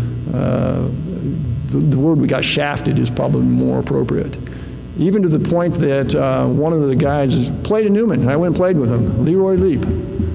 He's the one that got a rebound on a missed shot, went over the back of 2 of us, landed on the floor, got it, put a layup in, and we're looking at the referee, and he was ready to call a technical because we were going to question his call. It was tough, but we learned from it. We came back and off we went. Some pretty good times that were there, and all of it is the fan support, the base support, coach, but one another, everything that we were doing with the team and all that came with it, okay? Let me shift gears for a little bit before I give some advice. Yeah, you're going to love this advice as it comes. I'm a believer in Jesus Christ as my Lord and Savior. Okay, I have a faith that has carried me a long way. Carried me at a time when I didn't even know it. There is no doubt in my mind I came to Barton County for reasons that I didn't understand at that time, but can look back and say, now I know why. Okay? 2 years after I graduated out of Newman, I'm still playing town team ball. I'm still very physically fit. I'm doing any and everything I want. I land up in the hospital with a ruptured appendix, and by the time I get operated on, I'm full of gangrene. According to the doctors, there's no medical reason why I'm alive today. None. Matter of fact, they said if there's a higher power or higher being, that's where Jim's life resides. Here I am today. Long story short, 6 weeks in the hospital, 3 weeks recovery, 3 major surgeries, 108-degree fever, and I survived. Lost 65 pounds. Took me a year. It took me a year to where I could get back to doing the things I was doing prior. Thank you, God, for taking care of me. 3 months ago, I'm running on the treadmill. I still work out. I ride my bike thousands of miles during the summer. I play tennis. I play pickleball. I'm on the treadmill running. Workout's about done, and I get smacked with a headache I've never had before. Wife comes home, and I say, I think I got a migraine. And she says, I don't think so. And she did the classic, you know, can you lift your hands? Can you see me? You know, those kinds of things, because she's thinking, well, maybe he's had a stroke. So it gets worse. We get to the hospital after stopping 3 or 4 times to throw up on the way. Get to the hospital to do a brain scan and says, well, you've had a brain hemorrhage. We need to get you to the hospital. Okay? So are we taking an ambulance? Am I going to have to drive him? That's what my wife is asking the doctor. And he says, you don't understand. We've got to get him there, and we've got to get him now. We've already called Lifeline. Oh, this is serious. Long story short, a week in ICU, blood draining out of the brain, down the back, down to the spinal cord, into the legs, tremendous pain in those legs. But it's gone. Cerebral angiogram says they can't find where the bleeding started. Totally healed. They just know blood was there. I had no aneurysm, arteries are good, nothing there. Okay, well, that's because God said he's not done with me yet. Why? I don't know. Maybe so that I can give you some advice today. Who knows? But I'm here telling you that as a guy of faith, I have no reason to be here. But I proudly can say that my faith has carried me. So as I look at that, and I know that Griffin and I are the ones that are being recognized today. It wouldn't be possible without those in the room that are here, but the others that aren't here. The things that we did together, and it is so good to know that it all took place in the way that it did. So that faith that I have is what has carried me so far along the ways. So let me just transition to the last part then. and talk to you a little bit about what have I learned and what can I pass on to you as student athletes now, or to whatever you're doing, wherever you are in life, okay? Always work hard. Don't go through the motions. Give it your best. People are watching. You're setting an example. As a guy that's the VP of Technology at the University of Central Missouri, I tell my team, a chain is as strong as its weakest link, and I better be the weakest link. Because if I'm the weakest link, we're going to succeed. It applies to the basketball team, football team. It applies in life. Give it your best and be a strong link. Don't just go through the motions. Don't make excuses. In our cases, excuses just meant we were going to run more, so don't do it. Accept accountability. You're going to be held accountable, and we should. As a person responsible for a team of about 75, I hold my team accountable. You have to. But in the same token, it shouldn't be a big issue if you want to do what you've been hired to do or what you're doing as a result of being recruited to play on a team. Generally, you can do more than you give yourself credit for, or generally what you can do. Coach Miller proved that several times to us. Maintain a positive attitude. An attitude can make the difference in the world. Always be ready to go, be prepared, and keep that positive attitude. Encourage one another, support one another, take care of one another. Where there's more than one, it's a whole lot easier to make things happen in a positive way. Don't be a whiner or a complainer, because it's one sure way of breaking down a team. Take advantage and enjoy where you are in the here and the now. And I look this way as student athletes and say, have a fun time what you're doing, work hard and make it happen.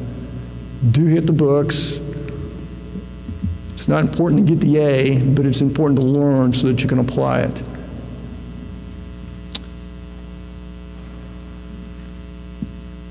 So a coach cannot be successful unless their team is successful. And we can argue on what is success. But I'm here to tell you that I was successful because I had a group of guys that were playing with me that were successful, because we had a coach that wanted us to be successful. Okay? And lastly, I'm going to tell you this. If you don't have a faith, find one, because it will carry you through those tough times. I'm an elder in the church that I attend, and here's one of the things that I've learned. You're either in a storm, coming out of the storm, or you're getting ready to go into a storm.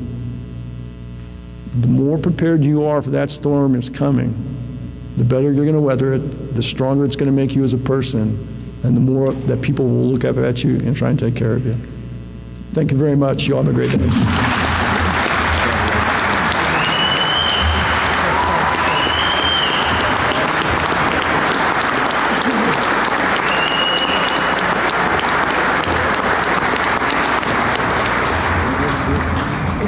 Come on back up, Coach. Okay, good. I don't know if I should after all that.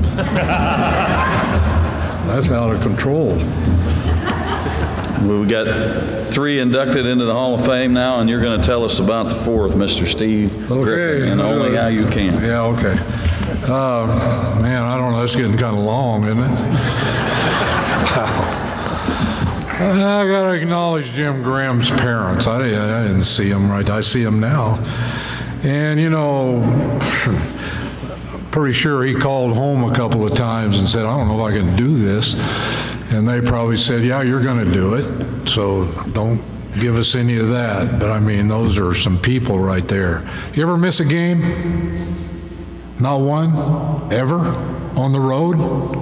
All that? Wow. That's a good thing. I don't know if Jim Graham, I don't think he liked running, do you? I think he was opposed to running, but we made sure he got to where he wasn't opposed to it. Those are some stories. I don't know if I should have told all of it. I think if I did that today, I'd probably go to court because I don't know if you can torture people and do that, but anyway, that's when. Okay, I'm going to take you to a little different level here with this next deal I'm going to talk about. I'm going to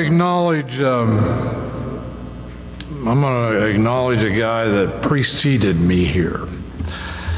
And Coach Nagy put a little fire in some of these guys' system. And Mike Cather's not here. Mike Cather couldn't play a lick of basketball, not one. But not too bad a player. Take him to the corner. He needed one. He's going to get it. And I didn't have anything to do with that. And I don't know how much I had to do with Steve Griffin either. I think a little. And part of that started when I moved back here from Oregon. We got a little house here in Great Bend till I could get to the Emerald City of Ellenwood. So we were here momentarily. And when we moved here, my son Monty said, "How far is the gym from where we're going to live?" Because where he was before, it was like 5 minutes. I said, "It's close. Don't worry about it. It's close." So he gets on his bike to come out here, and he ends up at Dunan's. And he talked to a guy out there. He said, "I'm trying to find the college." I said, "Well, you need to go up that big hill right there and then take a left and you'll see it." So Monty was a little confused, and I was trying to be impressive, so I was coming out here and trying to play 3-on-3 with Griffin was involved in that. And I got the feeling that he didn't really want to allow me to think I could do anything. I mean, there was a lot of physical stuff and some injuries and things that Griffin brought to my attention. So the level that I would say about Steve Griffin, he was the guy that had no fear. None. No fear of anything. And if basketball was going to be in that, he was not afraid to put it on the line. And, coaches like that. I mean, we think that's a good thing. And so we gave him a lot of stuff to do, along with Jim Graham, our scorers. And Griffin responded to it in a big way. One of the things that I liked about him is I think opponents were afraid of him. They feared what he might do. And generally speaking, he did that. So this is what I want to say about him. In those times, we're talking about, this is 1900s.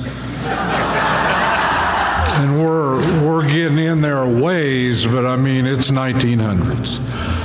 And so the scouting process was not what it is today. I mean, in those days, you kind of figured it out and you say, I'm going to recruit this guy, or we're going to draft this guy, or you spend hours. And so, to be honest with you, Steve Griffin, man, you got to be careful. I need to be careful with what I say right here. Steve Griffin could have played at any level. And the reason I know that, and you guys don't know anything about this stuff, but I don't either. But I spent considerable time with an NBA team. Considerable time. Worst experience of my life. After 3 years, I said, "See ya," because nobody trusts anybody. They all make a lot of money, and all the guys that are trying to work hard don't make any, and so it's not any fun. But my first year with the Supersonics, my job was to scout talent. So I traveled like crazy. And one of the guys I got to know really well, spent a lot of time with, and knew his parents, was a player at Gonzaga. Now, you guys know Gonzaga, maybe. That's a good little Catholic school in Spokane, Washington.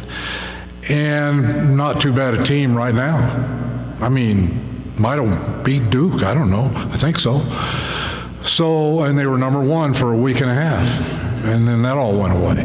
But I spent time there, and I got to know a guy by the name of John Stockton. John Stockton was a little guy, kind of. And the NBA rating service rated him probably in the top 20 guard picks. Top 20. That's low, because that could be 20th. And I was a little interested in that, and I remember calling the guy and saying, you think Stockton's any better than that? No, we don't. We think there's 19 people probably better than he is. And I said, well, that's good. So with that in mind, then John Stockton had to pay his dues to get to Utah. And then 8,000 assists later, somebody said, he's not too bad. But Steve Griffin had a lot of John Stockton, a lot of it. And for a couple of reasons. One is he never turned down a guy that was open. He got the ball to him. He never ever needed to score, but he did a lot of it. So, you know, I just now said that I thought Steve Griffin was as good as John Stockton. I didn't say that.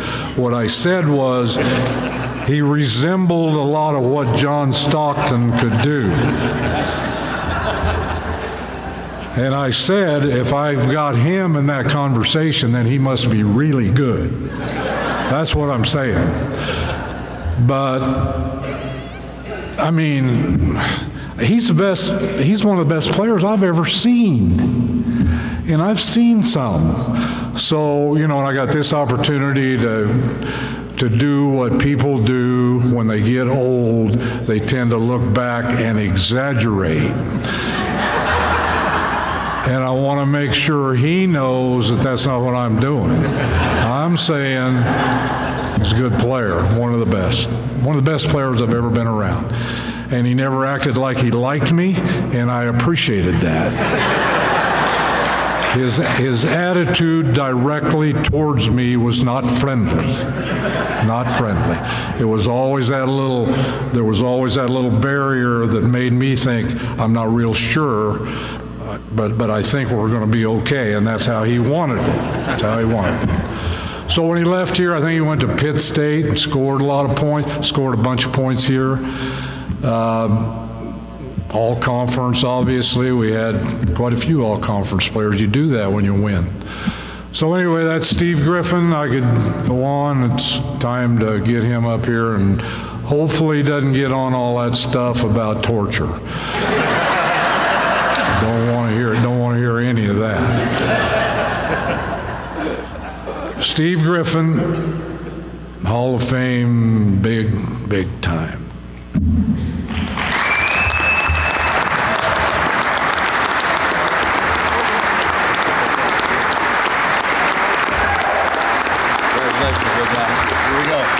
Here we go. Let's go for it. Thank you. I've been waiting for this moment. It's not about torture. It's about love, and we'll get into that in just a minute. But I just do want to say thank you. I know I'm the last one, and I hope you, ladies basketball team, Allen's team, hang in there. We're going to be done here in just a minute. This is a special moment. I want to say thank you to Trevor Rolfs, the Athletic Department Hall of Fame Committee, for this opportunity. It's one I never dreamt of.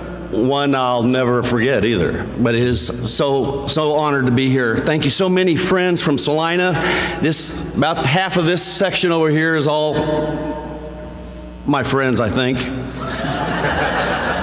From Hoisington, even from Sabetha, thank you for coming down to this event. My business colleagues are here. Thank you. They drove down from Omaha, Nebraska. James, thank you so much for being here. But I'm like Jimmy, I don't want to be repetitious or anything, but I do want to take the time to tell you this. That what I say today is about team. And what I tell you today about what Jimmy said was so true, and the fact that I'm only here as a spokesman. I'm a spokesman to what many call the dream team. Now, looking in the audience, I can tell you today that there's many of you that never have heard of the dream team of 77. We've talked about it a lot. Looking at the age of you, I know you haven't, but you maybe heard about it. Looking at some of the other ages, you were probably in the gym, and that's good.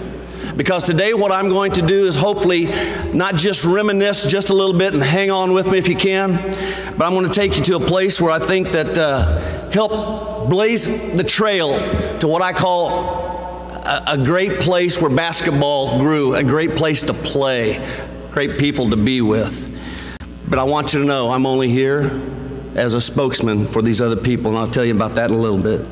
Today I'd like to take just the time to share a story or two, but I'd like to take you on a quick trip. This is going to be on a journey that I'm going to take you with me so you can hear and feel and be a part of something that changed the dynamics of Barton County basketball forever. Where's that water, Nolan?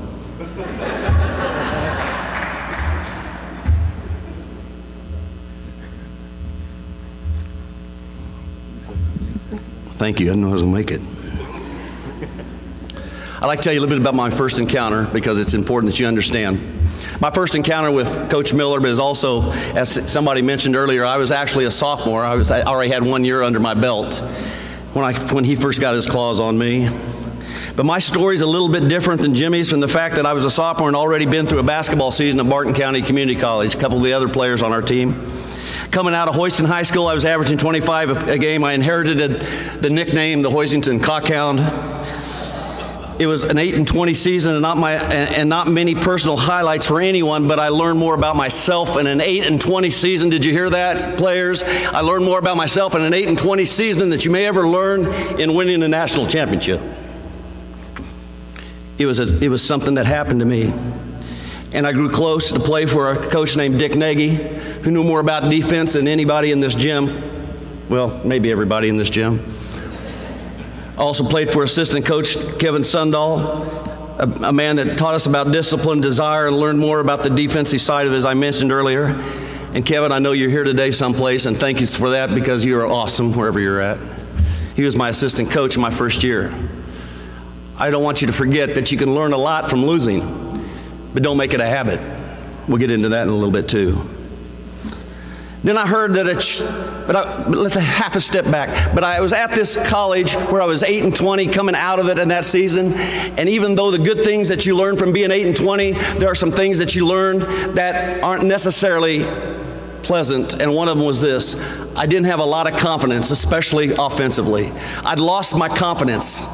I was a scorer. I liked the basketball in my hands.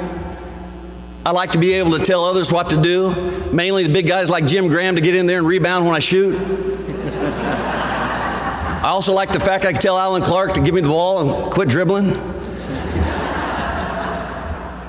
But I'll never forget my first encounter with this new coach named Miller that was coming to town. He sort of touched on it a little bit. Let me give you the rest of the story. So here's this new coach coming in from the Western Coast. And that summer, I was trying to, remember, I'm all beat up. I'm not sure what I was going to do. I'm not even sure I was going to play basketball again after that 8-20 season. But good things were to come. I met with Coach Miller. We were out at Britt Spa Park, of all places, about 105 that day. And he sort of alluded to that. We thought he had a little 3-on-3, huh? Just to see how old Griff was, that old kid from Hoisington. And so we were out there, and him and his son Mark were with us, and maybe Monty, you were with us, but I don't know. But the intention was for me to sort of feel around, try to make him tell me a little bit about if there's any space for this guy from Hoisington that was, I thought, going to be better than 8-20. And so it happened. I met with Coach Miller, and I'll never forget it. I asked a very selfish question, but it was his answer that I think about quite often. As a matter of fact, the answer that I got from Lauren Miller that day is a part of my office. I keep it with me. Here it is. I asked him, Coach, how will I know that I don't have to go through another 8-20 season? I really don't want to do that. I really don't.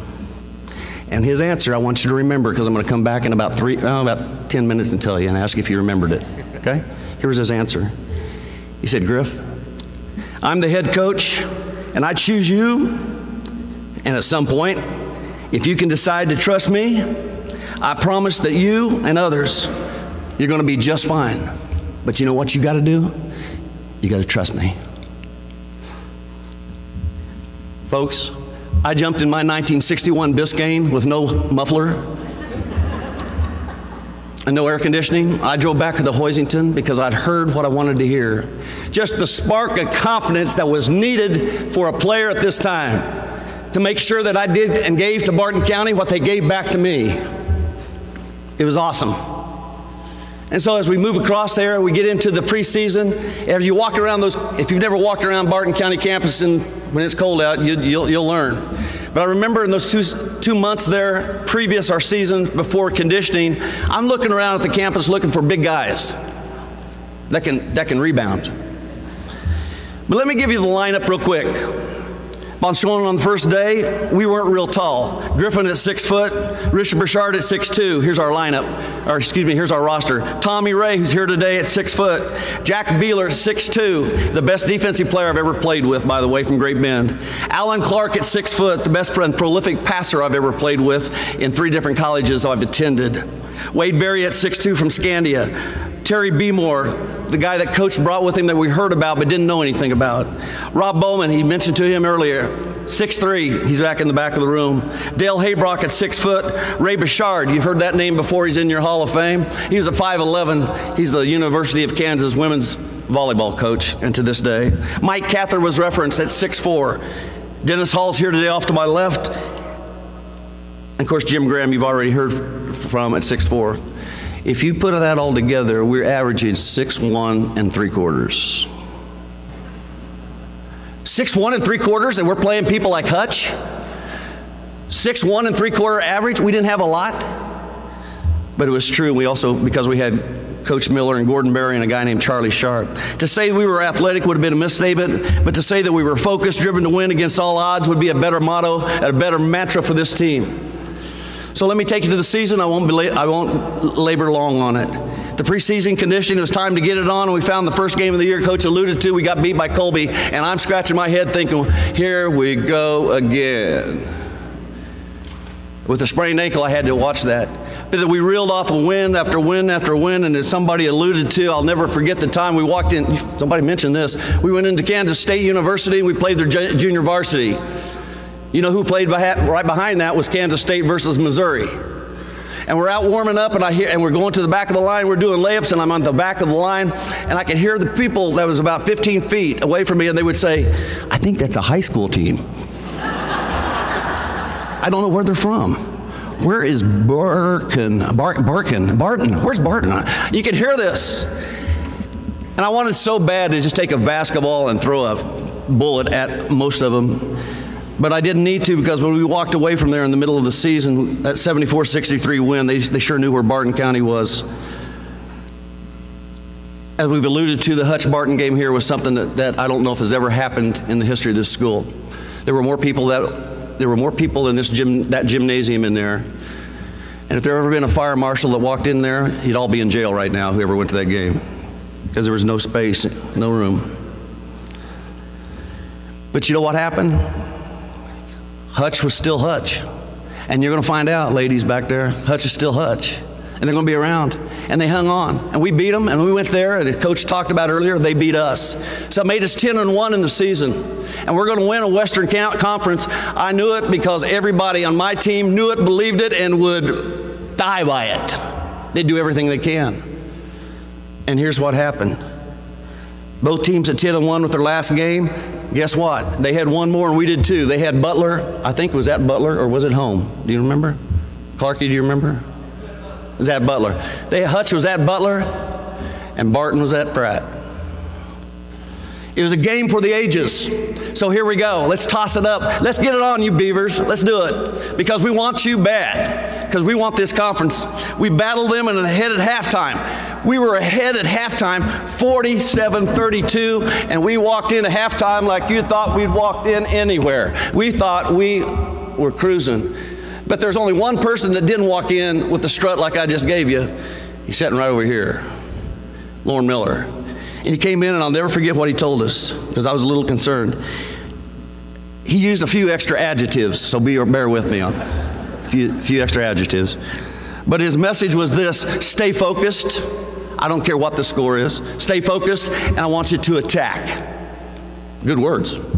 47-32 halftime. This game might be over. So guess what the mighty Cougars did? We were unfocused and didn't attack.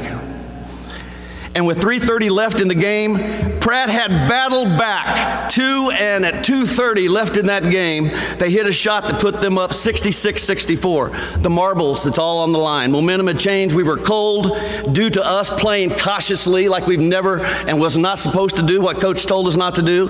But good news was coming. Mike Cather, who I mentioned on the roster at 6'4", came up and hit 2 free throws. And by doing that, he tied the score with at the 2:07 mark. Bear with me, hang on. Read it in your mind. Then all of a sudden, a steal by Jack Beeler from Great Bend from a bounce pass from Clark that was still, you probably don't even remember that, Clark, you do. A bounce pass to Beeler on a back door that lit him up. I loved it. And we're up 2. Barton's up 68-66. 1 minute left on the 1 minute left on the clock, and Pratt's pushing the ball up the floor. And guess what we do? Honk. We foul him, and we put him at the line. A foul call gives Pratt 2 shots, tying the game. They hit both of them. The game is tied 68-68, and then what I would call, and I replay this about 100 times, I played it a lot of times and rewinded in my mind, the miracle timeout.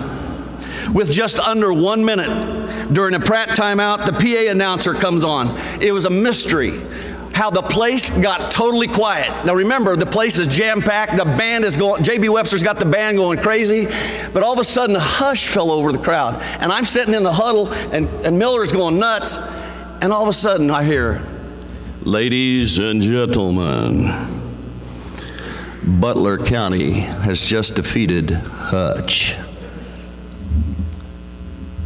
Oh, really? Really? Oh no. We walked from that moment, there was no discipline in that huddle whatsoever. Coach threw his clipboard out of the way, and it was over with. Because now we knew what we had to do. We got a shot at it. Jack Beeler, I was walking out to the half, I'll never forget it. Jack Beeler was walking out beside me, and he leaned over and he goes, "Griff, let's go get this. Let's get this done. Let's get this done." So here it is. Let me paint this picture for you real quick. We had the ball. Oh, wait a minute. 1 minute left. Miller's instructions was that we did here. We're going to take the ball down. We're going to stall our stall game, and we're going to call a timeout 10, 11 seconds. That's exactly what happened. So Coach drew up a play, hoping that we'd listen to him, and with 9 seconds and a final timeout to set up the last shot, he drew up this play, and to this day I don't know what it was. I can't even tell you what the play was, other than I think, and Alan, I know you're going to correct me, I think the ball was to go to Graham on an inside pick. But you know what I'd like to do? I want every one of you to share this moment with our dream team. 9 seconds. Here you go. And as a result, they're right back in it. It's 68-68, 9 seconds to go in the ball game. The ball will be put in play, side of the floor by Jim Graham. Everybody is on their feet here on the inner turf floor.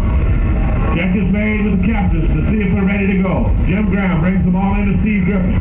Griffin outside to Clark. Clark to Griffin. 5 seconds, 4 seconds. Griffin the drive. He fakes. Now he's got the over jump shot. It's good. 1 second. The Cougars win it by 2. The Cougars are conference champions. The Cougars are conference champions. Barton County has won the ball game, 70-68. Barton County has won it, and for the first time ever, the Cougars are conference champions. The Cougars have won the Western Division of the Jayhawk Conference, 70-68 here over Pratt. The Cougars have won it. Steve Griffin took the ball, went to the head of the key, faked the shot. Mike Lloyd came sailing by. Griffin put the ball up, and he got it in. The Cougars are being mobbed on the floor. 70-68, Barton so excited there isn't anybody heading for the exit. The Cougar fans are mobbing their team on the floor as they head for the dressing room. Barton County has won the Western Division of the Jayhawk Conference and will play Kansas City, Kansas in Pratt next Thursday night.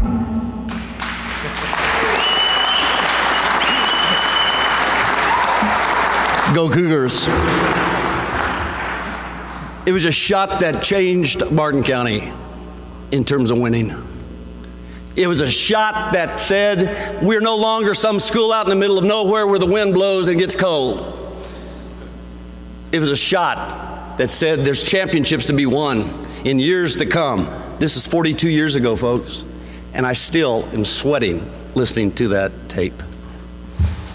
We were the first team in Barton County to win the Western Conference Championship. The 11 country boys and one city slicker from named B-More that we had done something that nobody has ever, maybe nobody will ever do again. We chose not to worry about, I get sick of it, we chose not to worry about how athletic the team is, but instead we chose to believe that the team has athletes and it doesn't matter how athletic you are as long as you're on the team. As Jim Graham said so eloquently, instead, it was important how to believe in your coach, how to believe in yourself, and you know what happens? Great things happen, ladies, when you believe in a guy named Clark. There are so many to thank for this gesture and an honor. First, I'd like to thank my teammates that are, many of them are here, for the miracle season that we had. An old man like me, it means a lot, and I remember a lot, and I replay it a lot. Second, I'd like to thank Coach Miller for the inspiration you gave to me that one day in the park. I'll never forget it, and the leadership you shared with many of my teammates, it's never been forgotten. You know, because I stole your words, Lauren Miller. I've stolen them many times, and I've got them right here to tell you about it. Remember what I told you? And remember what I asked you to remember? Because I tell them the same thing. Remember that there is a head coach above us all. And the head coach above us all really says the same thing that I was told. It says this, Jim Graham alluded to it, players, people, loved ones, that if I'm your head, I think I said this earlier, if I'm your head coach, Griffin, insert your name. If I'm your head coach and I choose you at some point, if you can decide to trust me, I'll promise you that if you do, you're going to be just fine. That's the words of the head coach above everybody that's sitting in a yellow and a blue chair today. In closing, without the support of my family, I wouldn't be here. I wouldn't be standing up here today. They're all very special, and they've driven all over the country to be here. My sisters and their spouses right here, down here. I don't want to look at you. I've got a brother in Topeka who couldn't be here because his wife had a surgery. I have a baby sister who tried to get out on interstate from Minnesota that couldn't be here, who wanted to be here because of bad weather. Thank you for your unwavering support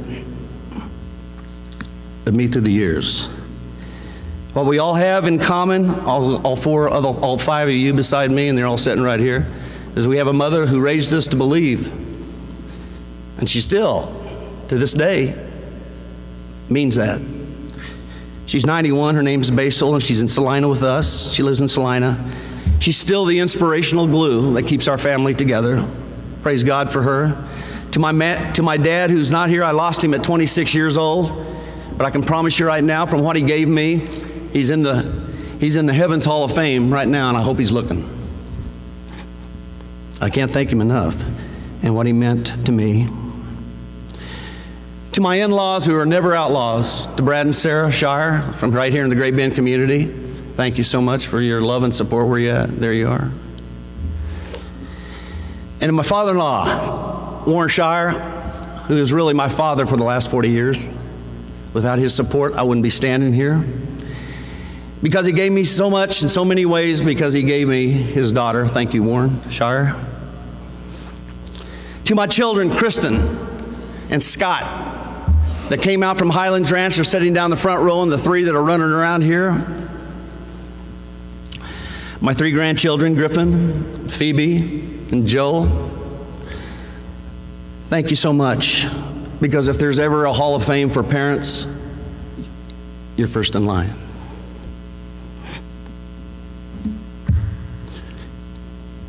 And to my son Nolan and wife Jackie, who is this and always will be my right-hand man, and he always will be.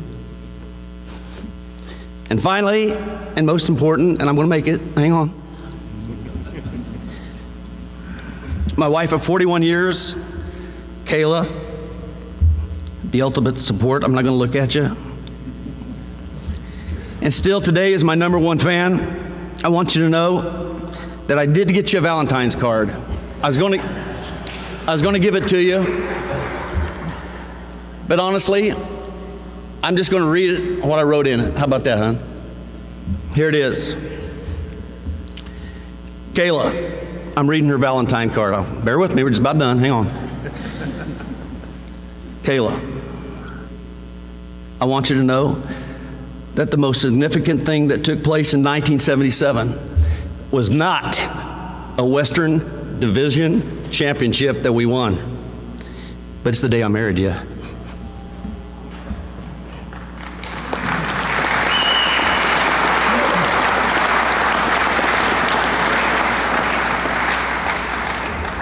That's what the good news is really about in 1977. Let me close with this. Barton County tonight, Dodge City's coming in here and they're going to kick your butt. Oh, wait a minute. They're not going to kick your butt. Because you know why? You're not going to let them. Because you got the best team led by the best person, and if you believe in the team, you believe in the person who leads you, good things are going to happen to you ladies tonight. If there's guys on the guys team, go get them. I'm tired of hearing about this. They're a great player from Dodge City that can rebound and shoot. Enough of that, and I'll be talking to you all later. So again, Trevor Rolfs, I would never have, where'd you go? I would have never expected this. This has been a day I will never forget. And I want to tell you on the back, you athletes back there, you're in the right place. Believe in yourself, believe in your coach. Good things are going to happen to you because you're here for a reason, I promise you. God bless you all. Thank you very much. Thank you very much.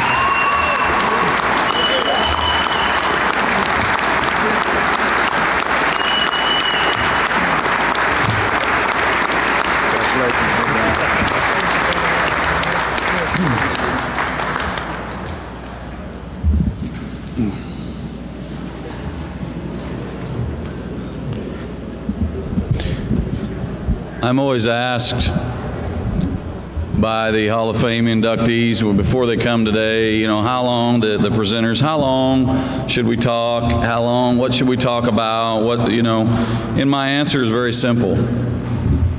It's your day.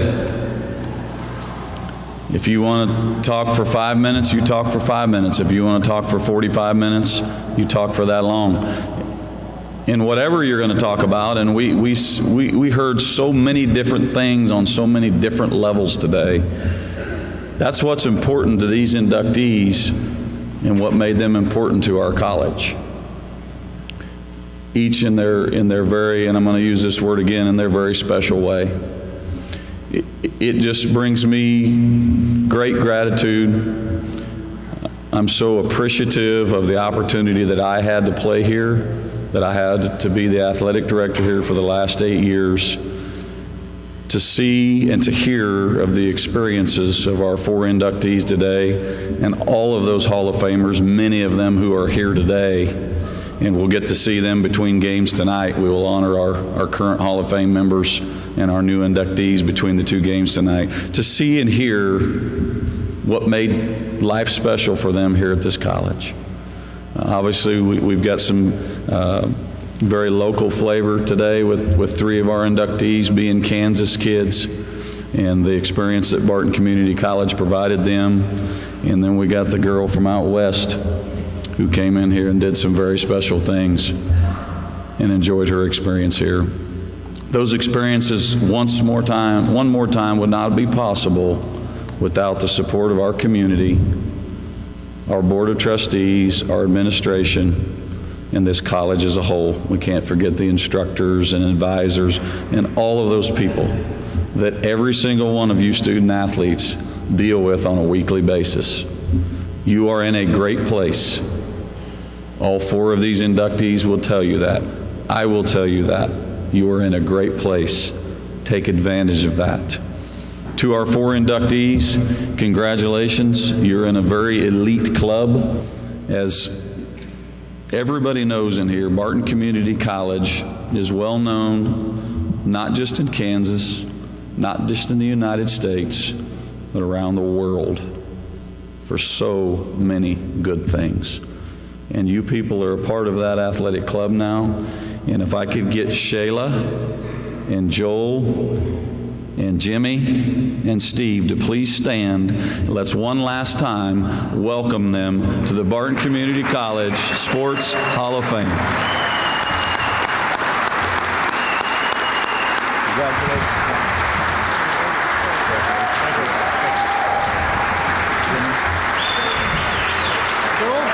Thank you very much. Thank you. Okay, so here's how the rest of this day is going to go. Before I give that schedule, though, Ron, come up here. We talk about support, and we talk about, I'm going to talk about schedule, but we're first going to thank a few people today, and Ron's going to help me do that. First of all, I need Todd Moore, and I need Heather Panning. Where are you, please? I want to say something. They talked about a team today. My team, Todd, stand up. Stand up.